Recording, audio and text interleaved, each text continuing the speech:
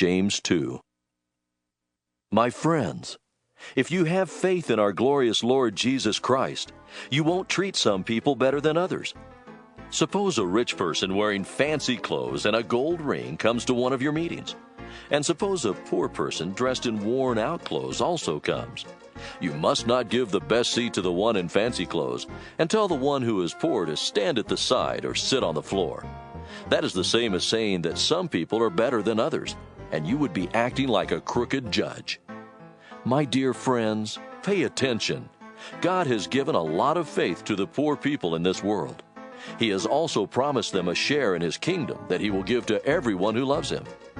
You mistreat the poor, but isn't it the rich who boss you around and drag you off to court? Aren't they the ones who make fun of your Lord? You will do all right if you obey the most important law in the Scriptures.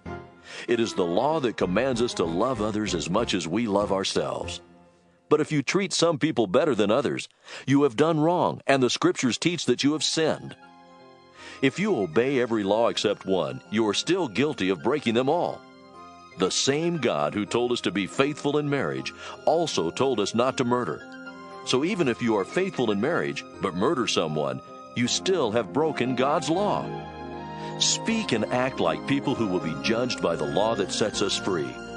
Do this because on the day of judgment there will be no pity for those who have not had pity on others. But even in judgment, God is merciful.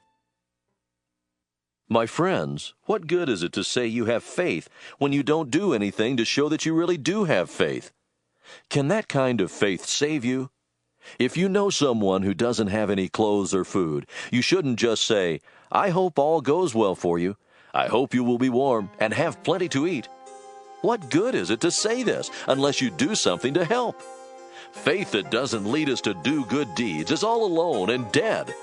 Suppose someone disagrees and says, "It is possible to have faith without doing kind deeds." I would answer, "Prove that you have faith without doing kind deeds, and I will prove that I have faith by doing them." You surely believe there is only one God. That's fine. Even demons believe this, and it makes them shake with fear. Does some stupid person want proof that faith without deeds is useless? Well, our ancestor Abraham pleased God by putting his son Isaac on the altar to sacrifice him. Now you see how Abraham's faith and deeds work together. He proved that his faith was real by what he did. This is what the Scriptures mean by saying, Abraham had faith in God, and God was pleased with him. That's how Abraham became God's friend. You can now see that we please God by what we do, and not only by what we believe.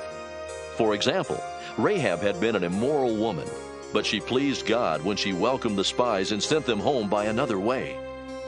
Anyone who doesn't breathe is dead, and faith that doesn't do anything is just as dead.